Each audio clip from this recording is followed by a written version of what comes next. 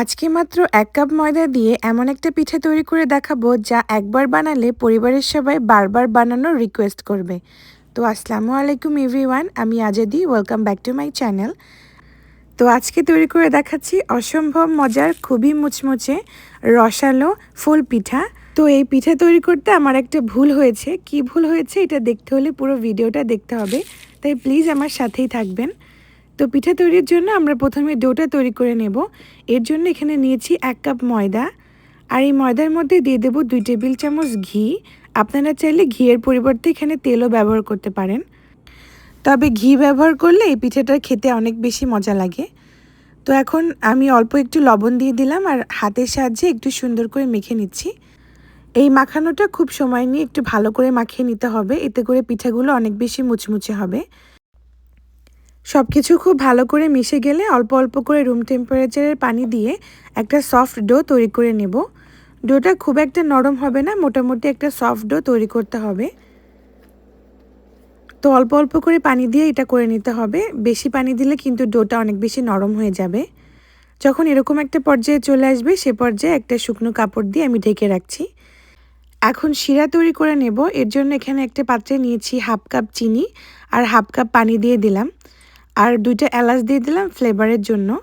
তো এখানে আপনারা যতটুকু চিনি নেবেন ততটুকুই পানি নিতে হবে। যদি 1 কাপ চিনি নেন তাহলে এখানে 1 কাপ পানি দিতে হবে। এখন প্রায় 1 থেকে 2 মিনিট মতো ফুটিয়ে নিলে আমাদের শিরাটা রেডি হয়ে যাবে। ঠিক এরকম একতারে শিরা তৈরি করতে হবে। এখন যাতে শিরাটা জমাট বেঁধে না যায়, এজন্য এখানে প্রায় 1 ফালি লেবু আমি চিপে দিয়ে দিলাম। এতে করে শিরাটা আর ক্রিস্টালাইজ হয়ে যাবে না। এখন এটাকে মিশিয়ে একটা সাইডে রেখে দেব। তো এদিকে আমাদের ডোটাও রেস্ট হয়ে গেছে। এখন পিঠা তৈরি করে নেব। এর জন্য আমি এই যে ডো থেকে প্রায় 2 ভাগে ভাগ করে নিচ্ছি।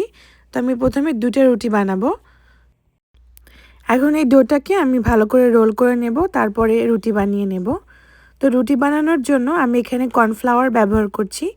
আপনারা চাইলে এখানে শুকনো ময়দা দিয়েও বেলে নিতে পারেন, তবে এরকম একটু কর্নফ্লাওয়ার দিয়ে বেলে নিলে রুটিটা অনেক বেশি পাতলা করে বেলা যায়, আর রুটিটা হচ্ছে একটার গায়ের সাথে একটা লেগে যাবে না, মানে একদম সুন্দর পারফেক্ট থাকবে। তো রুটিটাকে আমি বেশ বড় করে এরকম পাতলা করে বেলে নিয়েছি। দেখুন ঠিক এরকম টাইপের হয়েছে। এখন রুটিটাকে আমি ভাঁজ দিয়ে নেব। তো যেহেতু আমি কর্নফ্লাওয়ার দিয়ে বেলেছিলাম, এজন্যই রুটির ভেতরে আমার কোনো ঘি বা ময়দা ছিটানোর প্রয়োজন হয়নি। যদি আপনারা এটা ময়দা দিয়ে বেলে নেন তাহলে অবশ্যই ভেতরে ঘি দিয়ে দেবেন, তারপরে ওপরে ময়দা ছিটিয়ে এটাকে বেলে নিতে হবে। যাতে এটা একটার গায়ের সাথে একটা না লাগে, এজন্যই এই কাজটা করতে হবে। তো আমার কর্নফ্লাওয়ার দিয়ে করার কারণে আমার এগুলো কিছুই করা লাগলো না। এখন এভাবে আমি খুব ভালো করে বেলে নিচ্ছি। একটু বেলতে অসুবিধা হবে, কারণ এ পর্যায়ে ডোটা একটু টাইট হয়ে যায়। তো একটু চাপ দিয়ে বেলে নিতে হবে। তো এ পর্যায়ে বেশি একটা বেলতে হবে না, মানে মোটামুটি একটা রুটির মতো হলে এই পর্যায়ে রেখে দিতে হবে। খুব বেশি পাতলা করে বেলার দরকার নেই। তো আমি এরকম কুকি কাটার নিয়েছি। তো মিডিয়াম সাইজ কুকি কাটার দিয়ে আমি এভাবে কেটে নিচ্ছি। আমি এরকম ফুল শেপের করেছি, আপনারা বিভিন্ন টাইপের শেপে করতে পারেন। যখন এরকম কাটা হয়ে যাবে, এই যে বাকি অংশটুকু রয়েছে, এই অংশটুকু এরকম আলাদা করে পরবর্তীতে আমরা এটা আবার ব্যবহার করব। দেখুন এরকম কত সুন্দর লেয়ার হয়েছে। এই যে এই রুটিটা দিয়ে পরবর্তীতে আমি আবার বেলে নেব। এক্ষেত্রে যদি বেলতে অসুবিধা হয়, রুটিটাকে অল্প একটু পানি দিয়ে আবার একটু মাখিয়ে নেবেন, তাহলে দেখবেন সুন্দর মতো বেলতে পারবেন। এখন একটা ময়দার গ্লু তৈরি করে নেব। এর জন্য একটি বাটিতে নিয়েছি 2 টেবিল চামচ ময়দা। অল্প অল্প করে পানি দিয়ে এরকম একটা স্টিকি টাইপের ময়দার গ্লু তৈরি করে নিয়েছি। এখন এই ময়দার গ্লুটা যে পিঠাগুলো আমি কেটে রেখেছিলাম তার উপরে এভাবে দিয়ে দিচ্ছি। দেখুন কিভাবে দিচ্ছি। এখন এর উপরে আবার আরেকটা পিঠা দিয়ে দিলাম। পিঠাটা খেয়াল করেছেন আমি ফুলগুলোর পাপড়িগুলো একবারে এক পাশে দেইনি, একটু ডিফারেন্টভাবে দিয়েছি, আর মাঝখানে এভাবে চেপে দিতে হবে। তো এই চাপাটা খুব জোরে চেপে দিতে হবে, তা না হলে কিন্তু তেলের মধ্যে পিঠা ছাড়ার পরেই পিঠাগুলো খুলে যাবে। আবার চাইলে আপনারা এখানে অল্প একটু ফুটো করেও দিতে পারেন। তো আমার যে ভুলটা হয়েছিল, আমার এখানেই ভুলটা হয়েছিল যে আমি খুব জোরে চেপে দিয়েছিলাম না, মোটামুটি হালকা হাতে চেপে দিয়েছিলাম। তো আমার এজন্য কয়েকটা পিঠা খুলে গেছে। তো সবগুলো খুলে যায়নি, বাট কয়েকটা খুলে গেছে। যেগুলোতে চাপ একটু কম পড়েছিল সেগুলো খুলে গিয়েছিল। তো এটা অবশ্যই খেয়াল রাখবেন, তা না হলে কিন্তু পিঠা ভালো হবে না। তো এই তো আমার কথা বলতে বলতে সবগুলো পিঠে তৈরি হয়ে গেছে। এখন আমি পিঠাগুলোকে ভেজে নেব।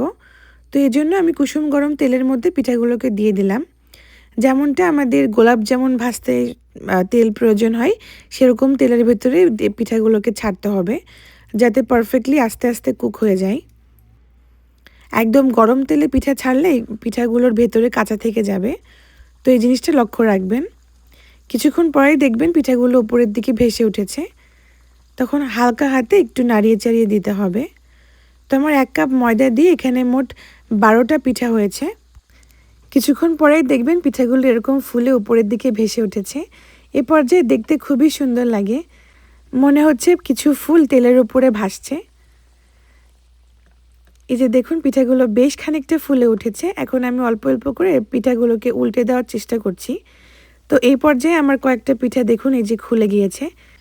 তো এই জন্য অবশ্যই খুব ভালো করে চেপে দেবেন, তা না হলে কিন্তু পিঠাগুলো এরকম খুলে যাবে। পিঠাগুলোকে আমি খুব বেশি লাল করে ভাজবো না, যখন এরকম গোল্ডেন কালার হয়ে যাবে সে পর্যায়ে আমি পিঠাগুলোকে উঠিয়ে নিচ্ছি। তো পিঠাগুলোকে আমি একটা কিচেন টিস্যুর উপরে উঠিয়ে নিয়েছিলাম, যাতে এক্সট্রা তেলগুলো ঝরে যায়। এ তো আমাদের সবগুলো পিঠা রেডি হয়ে গেছে।